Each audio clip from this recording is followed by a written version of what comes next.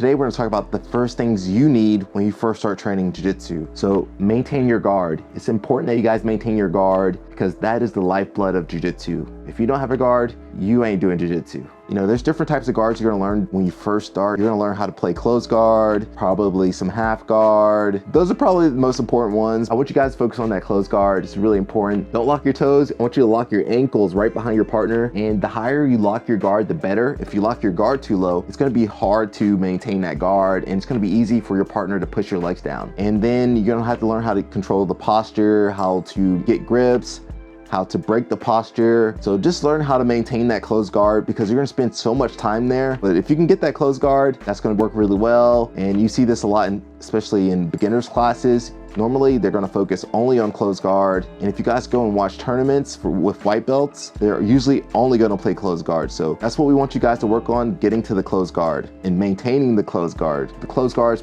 the number one. That's all you guys need starting out. So after you maintain your closed guard, you just wanna set little goals that you can measure. A really good thing I want you guys to start measuring is your reps. At the academy in the class and your instructor shows a technique, I want you guys to make sure you're getting a number of reps in per technique. So I know a lot of guys, especially new people out there, usually the more advanced guys actually, will kind of play around and talk and chat and do maybe one technique, two techniques, but I want you guys to really focus, go in focused and try to get as many reps as you can. You can count the reps if you need to. A common approach we'll use is that I might do 2 repetitions and then my partner does 2 repetitions, or we go back and forth, 1 repetition for me, 1 repetition for them. Depending on how much time you have to drill, I want you guys to really focus on that, okay? Try to get as many reps as possible. And you know, you can do this during class. You can also do this before class or after class. So the more reps you guys get, the better you're gonna get and the more information you're gonna retain. After you've done that, you wanna learn how to delay your partner's submissions. If you guys are starting out, you're probably not gonna,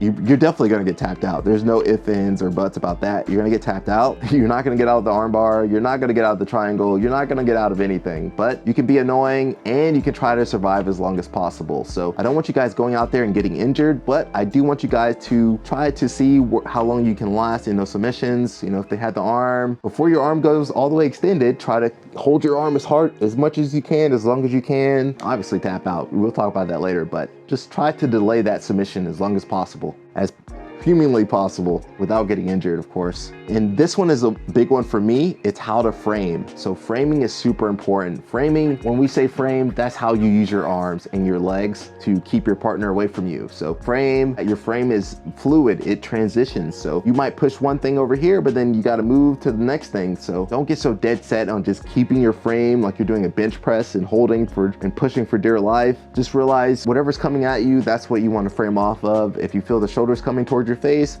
frame off of that. You feel the hand coming towards your face, frame off of that. Also use your legs. You guys gotta learn how to use your arms and your legs together. Focusing on how to do that is gonna be super important for you guys starting out. Learning when to push and pull. This is super important for all the white belts out there, all the beginners out there. This is one of the main concepts of martial arts. You push, your partner pushes back into you, you pull. So you'll see this concept, it's like yin and yang. It's like the opposite. So you gotta know when you need to push and hold and when you need to pull. And that's where a lot of new people, a lot of beginners get caught up. And there's gonna be times where you need to pull the person towards you, like when you break the posture, and then other times where you need to push the person away from you, like when you're framing. So knowing when to do those two are very important and when to switch those. One thing I will say is that I see a lot of beginners, they'll pull too long, get their guard pass, or they'll push too long and get burned out. So learn that balance. And you can only get that balance from training and rolling. So you guys need to really delve into that. Breathe. You guys gotta learn how to breathe. So there's different ways to breathe. You know, the old school way was just that you breathe through your nose.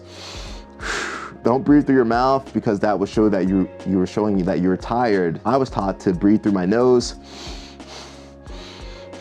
and just maintain like a kind of a stone face, emotionless face. As I started doing more athletics and learning some wrestling, they would say, some of the coaches would say, man, why aren't you breathing through your mouth? So the most important thing is get that oxygen moving through your body, through your lungs, you know? I mostly try to breathe through my nose, take a big breath and keep moving. But when I need to turn on the turbo power, you know, I need to get through people's guards and put on that submission, a lot of times I'll switch over to breathing through my mouth. But the most important thing is that there's balance. That's kind of hard to teach It's just something you guys got to experience when you're training. The most important thing is that your breath should always be controlled. So if you feel like you're out of breath, that's a sign that you need to slow down and get to a position where you can rest, get to a place where you feel more comfortable, where you can catch your breath. And you know, if you ever feel like you're having trouble breathing, it's okay to stop your roll, tell your partner, hey man, I can't breathe, and then go from there. Last thing, tap out. As new guys, as beginners,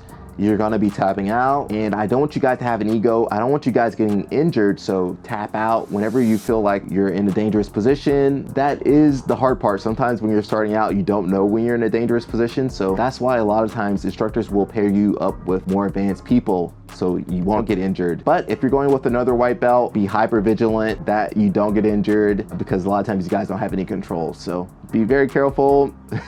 If you're rolling with another white belt, make sure there's a higher belt watching you guys, just as backup, that backup safety, you know, that safety precaution, okay? So these are all tips to help you guys get started. And the most important thing out of all these things, don't be afraid. You know, jiu-jitsu is a safe sport. It's not like blood sport. It's not like Fight Club. It used to be like Fight Club back in the day, but now it's very artsy. It's very sanitized. It's very safe. It's very, man, nothing's gonna happen to you. You're gonna be okay. If you'd like to see more videos like this, make sure you check out the ones over here. Check out these videos, guys. Peace.